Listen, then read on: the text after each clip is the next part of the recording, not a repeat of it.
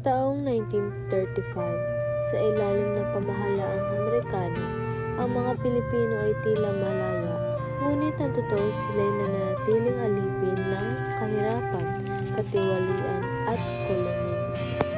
Sa mga baryo at bukirin, gutom ang laman ng tiyan, buwis sa lupa, mababang sahod at kawalaan ng katarungan ang araw-araw na kalbaryo ng taong bayan. Sa gitna ng dilim, tumindig ang tinig ng masa.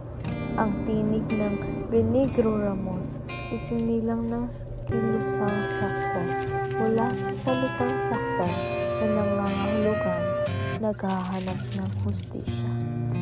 Noong May 2, 1935, libong-libong sakdalista ang sabay-sabay na nag-asla sa iba't ibang bahagi ng Luzon, sa Cavite, Laguna, Bulacan at Nueva Ecija. Ngunit walang laban ng gulok sa baril. Bumagsak sa relbihiyong mahigpit 100 ang namatay, libo-libong naaresto.